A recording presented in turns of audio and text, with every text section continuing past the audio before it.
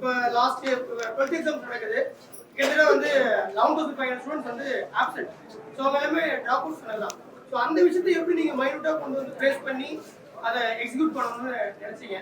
நீங்கள் எந்த அளவுக்கு உங்களுடைய திரைப்படத்துக்கு வாசிப்புன்றது உங்கள்ட்ட இருக்கா? உங்கள்கிட்ட அப்படி வாசிப்பு இருந்ததுன்னா அது உங்கள் திரைப்படத்துக்கு எந்த அளவுக்கு எக்ஸிக்யூட் பண்ண ஹெல்ப்ஃபுல்லாக இருக்குது? ஸ்க்ரீன் பிளேயே நம்ம வந்து நான் பிஎஃப் ஃபிலிம் இன்ஸ்டியூட்லேருந்து வந்தேன். நான் ஸோ அகாடமிக்கில் தான் ஸ்க்ரீன் பிளே இருந்தேன். என்னோட ஸ்க்ரீன் பிளே வந்து ஃபார்மேட்டடாக இருக்கும். ஸோ நான் அந்த ஸ்க்ரீன் பிளேக்குள்ள முக்கியமான விஷயம் நம்மளுடைய பொலிட்டிக்கல் ஜியாகிரபி தெரியுறதை தாண்டி ஹியூமானிட்டி ரொம்ப அவசியம். இன்னொன்று தரவுகள் இல்லாமல் ஒரு டேட்டாஸ் இல்லாமல் ஒரு படம் எடுக்கக்கூடாது. இன்னொன்று நான் வந்த என்னோட பேக்ரவுண்ட் வந்து நான் விகடன் ரிப்போர்ட்டர். நான் விகடன்லேருந்து வந்தேன் ரிப்போர்ட்டராக. நான் நிறைய கேஸ்லாம் வாங்கியிருக்கேன், நிறைய எழுதி. ஏன்னா ஒரு சின்ன ஒரு ஏதோ ஒரு எழுதியோ எங்கேயோ ஒரு ஊர்ல கேஸ் வரும். ஏன்னா அதுக்கு வந்து ரொம்ப தெளிவா அதுக்கான டீட்டெயில்ஸ் எடுத்து வச்சிருக்கோம். ஒருத்தவங்க அமல் விகடனுக்கான இன்டர்வியூ எடுத்திருந்தோம் டாக்டர். அந்த டாக்டர் அவங்க தான் சொல்லியிருந்தாங்க. அவங்க சொன்னதை நான் அப்படி எழுதினேன். அவங்க சொன்னது எழுந்தேன், ஆனா அவங்க சொன்ன டேட்டா தப்பு.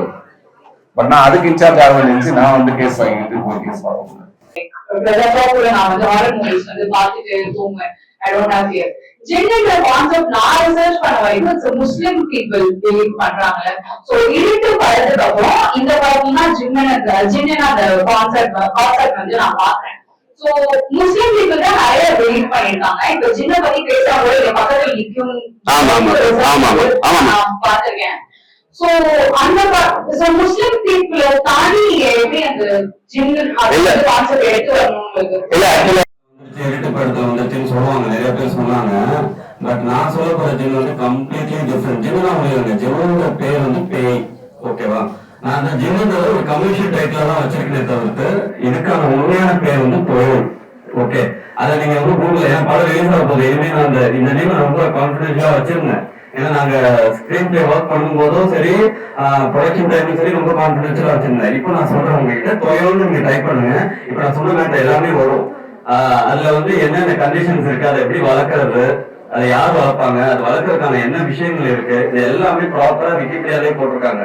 அது விக்கிபீடியாலே போட்டிருக்காங்க அப்படின்னும் போது ஓகேவா?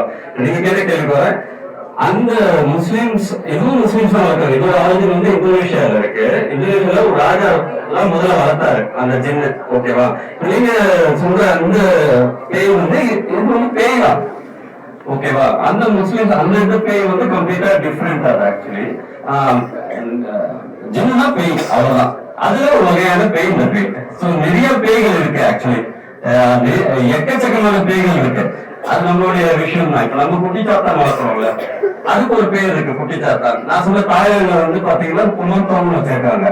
சோ ஒவ்வொரு நேம்ல வந்து அதை கூப்பிடுறாங்க. அவ்வளவுதான் டிஃபரன்ஸ். இப்ப இவங்க வீட்டு படத்துல சொன்னது வந்து கம்ப்ளீட்டா டிஃபரெண்டான ஒரு பேர். அது வந்து மனுஷங்களுக்குள்ள வந்து தாவற மாதிரி இருக்கும், அனிமல்ஸ்குள்ள தாவற மாதிரி இருக்கும். அது நான் சொல்றது வந்து ஃப்ரெண்ட்லி கோஸ்ட். ஓகேங்களா? இது கம்ப்ளீட்டா டிஃபரெண்டா இருக்கும். வீட்டுல வளர்க்கிற பேய் அந்த மாதிரி இருக்கும். ஸோ டிஃபரன்ஸ் இருக்கு. ஜென்ரலி ஒரு டிபார்ட்மெண்ட்ல நம்ம ரீல்ஸ் ஒரு இன்ஸ்டாகிராம் அக்கௌண்ட் ஆகும், சோஷியல் மீடியா அக்கௌண்ட்ங்கிறது வந்து நமக்கு எவ்வளோ போகும்னு சொல்லுவோம்.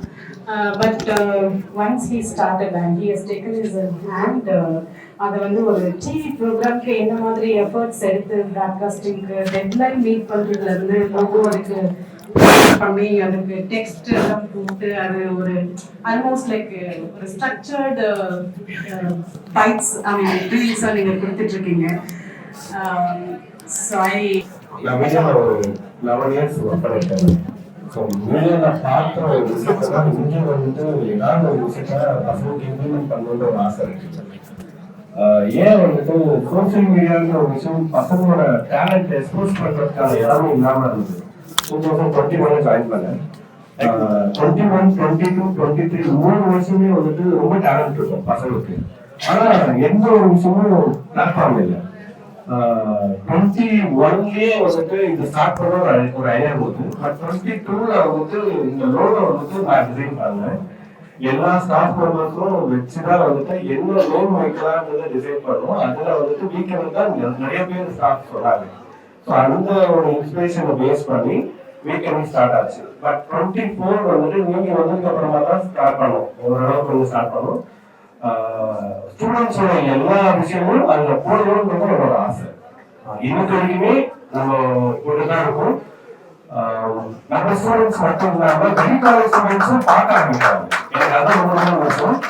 அது இல்லாம அவங்க பேரண்ட்ஸ் பார்த்துட்டு எனக்கு கால் பண்ணாங்க, சார் இந்த மாதிரி என்னோட பையன் பண்ற ஒரு டேலண்ட்டை வந்துட்டு எக்ஸ்போஸ் பண்ணி சொல்றாங்க, டாப்பாக இருக்கு, அதை வந்துட்டு விட்டுறாங்க, நீங்க கொஞ்சம் நிறைய பண்ணுங்க அப்படின்ற ஒரு ஆசைப்பட்டாங்க. அதனால நம்ம போயிட்டே இருக்கணும் அப்படின்ற ஒரு ஐடியா எனக்கு தோணுச்சு. தேங்க்யூ ஸோ மச் சார் இதோட கேள்வி கேட்டது.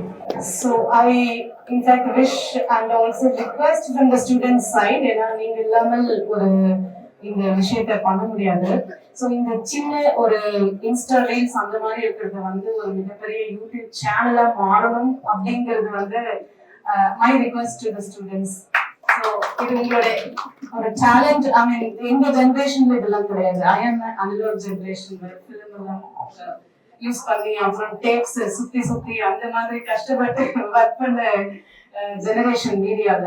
But for you it's very simple. Like உங்க மொபைல் போன்லயே ஷூட் பண்ணி உங்களோட டேலண்ட் எக்ஸிபிட் பண்ணா immediately it reaches millions of people அப்படிங்கிறது வந்து it's a very big opportunity. So I request and also wish that the WeConnect should become ஒரு behind woods லெவலுக்கு வரணும் அப்படிங்கிறது என்னுடைய ஆசை. சிலருக்கு சின்ன வயசுலேயே ஆக்டிங் கற்றுக்கணும், எடிட்டிங் பண்ணணும், சினிமாட்டோகிராஃபி பண்ணணும், டைரக்ஷன் பண்ணணும்னு நிறைய இன்ட்ரெஸ்ட் இருக்கும். அதனால விஸ்காம் எடுத்திருப்பாங்க. சிலர் மற்றவங்க டேலண்ட்டை பார்த்து இன்ஸ்பயர் ஆகி விஸ்காம் எடுத்திருப்பாங்க. ஆனால் ஒரு சிலரும் 10th 12th முடிச்சுட்டு அடுத்து என்ன பண்ணுறதுனே தெரியாமல் விஸ்காம் எடுத்திருப்பாங்க. அப்படி விஸ்காம் எடுத்த ஒருத்தருக்கும் ஒரு ஆர்வம் இருக்கும். அதை எப்படி வெளிக்கொண்டு வர்றதுன்னு யோசிச்சுட்டு இருக்கீங்களா? கவலையே வேணாம். உங்கள் திறமைகளை நீங்கள் வெளிக்காட்ட உங்களுக்கு கிடைச்ச மிகப்பெரிய பிளாட்ஃபார்ம் தான் WeConnect. உங்களுக்கே தெரியாமல் உங்ககிட்ட இருக்க பல திறமைகளை வெளிக்காட்டுவதற்கு இது ஒரு அரிய வாய்ப்புனே சொல்லலாம். இந்த WeConnect பேஜ் 2024ஆம் ஆண்டு மிஸ்டர் மனோஜ் பிரபாகர் அவர்களால் ஆரம்பிக்கப்பட்டது. WeConnectக்கான முறையான லோகோவையும் முறையான கட்டமைப்பையும் 2022ஆம் ஆண்டு தான் அவர் உருவாக்குனாரு.